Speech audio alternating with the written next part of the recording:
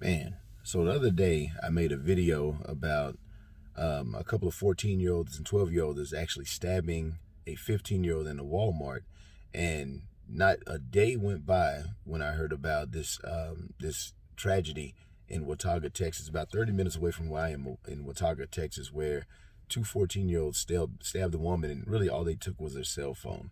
And there's another story in Arlington, about 5 minutes away from where I am, where four teenagers, or kids ranging in between the ages of 12 and 14, robbed an off-duty police officer.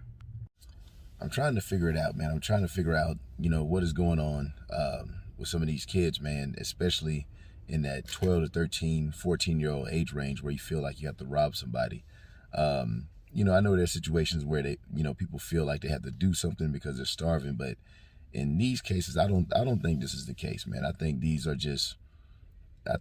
kids, and they are just doing stuff obviously they shouldn't do, and they're not even understanding the consequences or the everlasting effect that they're bringing to other families.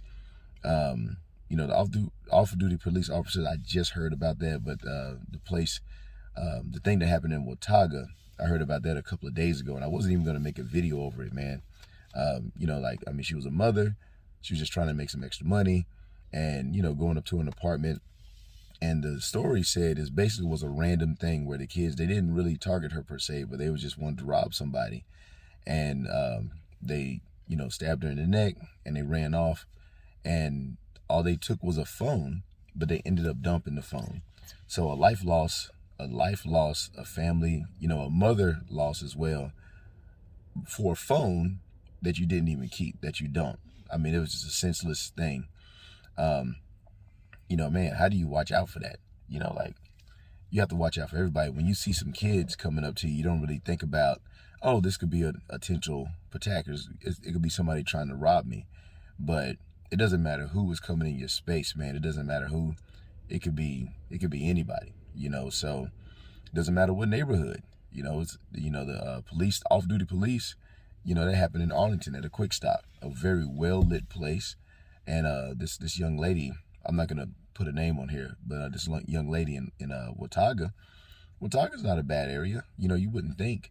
So I don't understand. And then the other day, I go to pick up my daughter, who's 12, from the park, and I see some police there standing around, and I think there was like a little altercation with the kids, because after she gets out of school, the kids go gather at the park and they play basketball and stuff, and you have anywhere ranging from 5th all the way up to 8th grade of kids either going home or kind of hanging at the park after school to blow off a little bit of steam.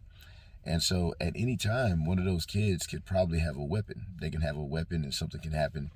My daughter's 12, and she's kind of a protector. So if there's an altercation, she might be in the middle of it trying to break it up.